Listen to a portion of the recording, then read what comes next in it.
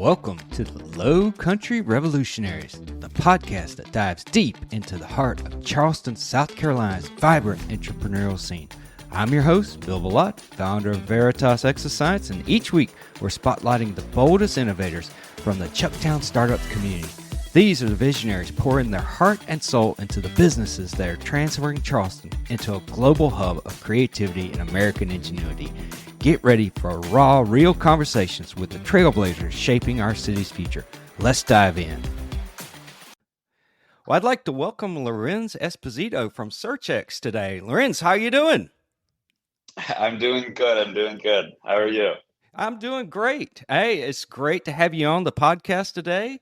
I hear you're doing very well here in the Charleston area, doing your, what is it, SEO?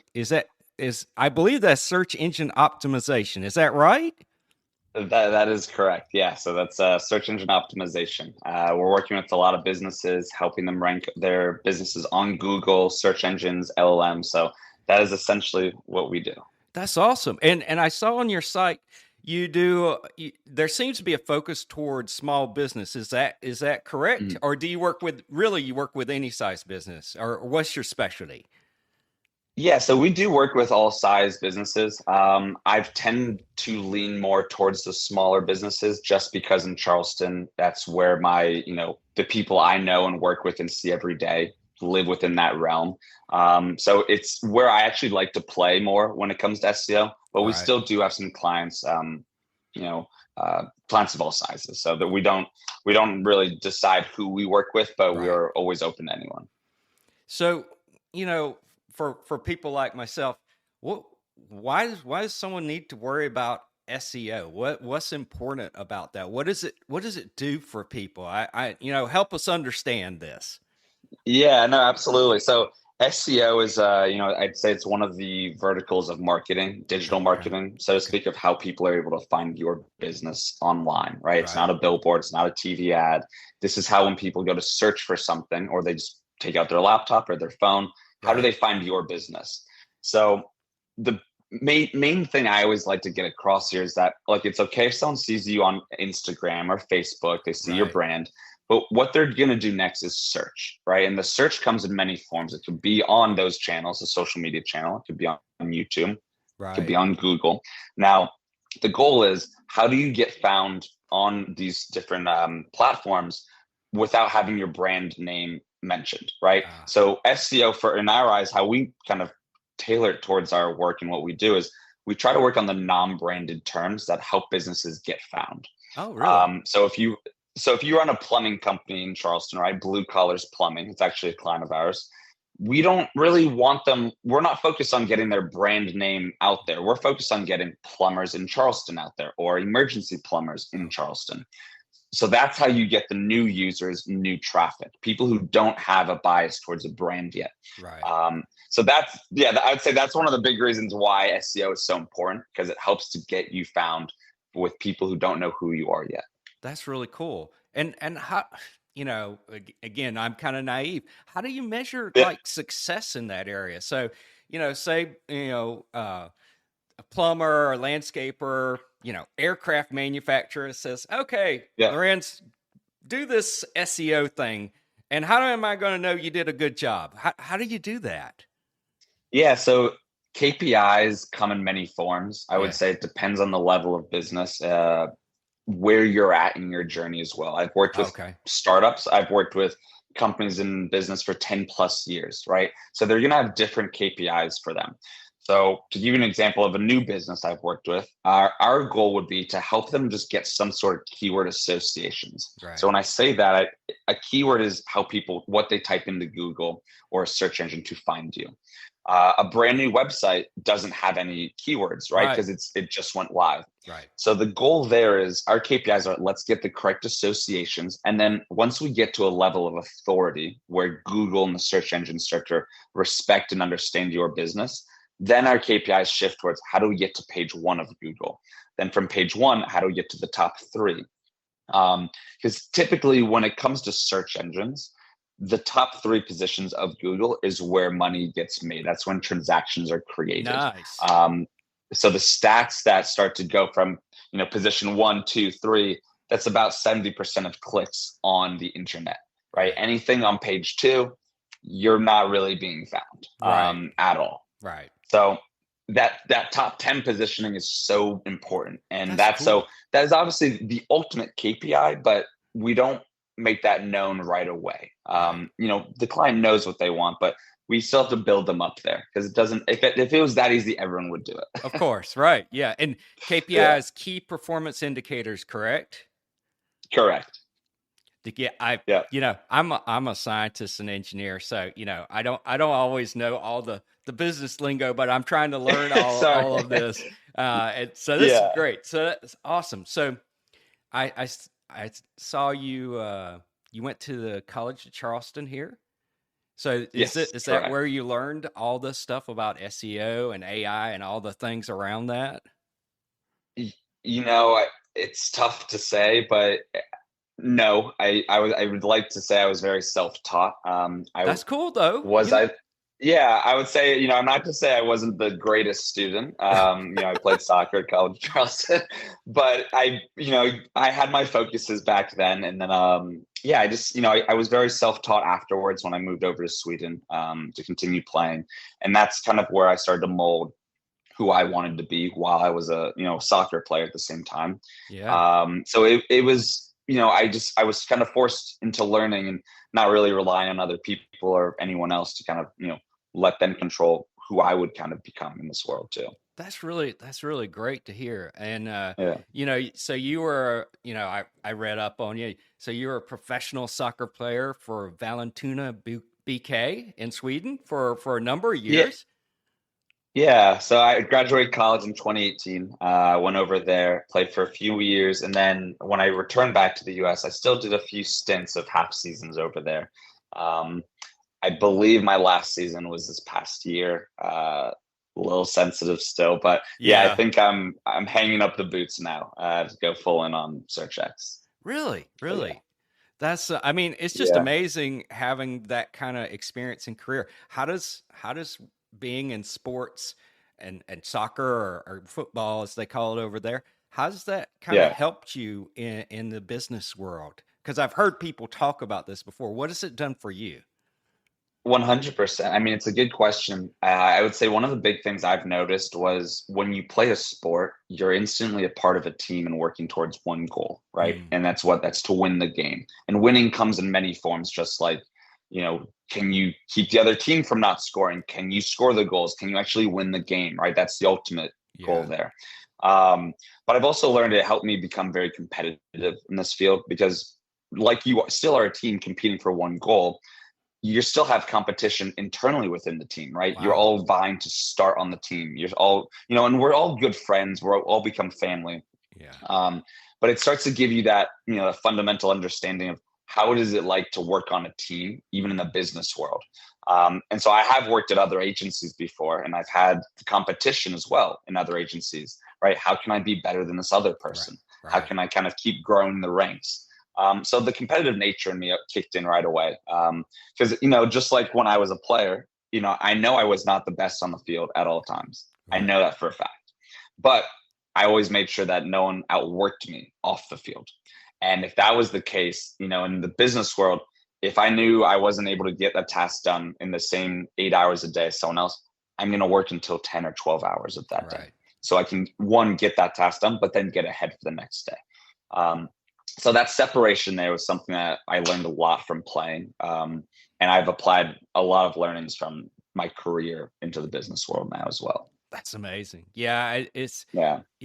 I think that to me, it seems like a really good fit with a lot of the companies and stuff and the people I've interacted here. I recently moved to the Charleston area in 2021, but a lot of people and companies I've interacted, they have a very similar kind of spirit about that. I may not be the best on the field, but I'll put in the work so that I'm very competitive, Yeah, absolutely. That was my whole life. That's cool. So why Charleston? Why, is this like, your family home? Is this what about Charleston brings you here and keeps you here? Not to tie it back to like pre-soccer, but I went to University of Connecticut right out of college, played there for a year and a half. tore my labrum in my hip. So bad injury.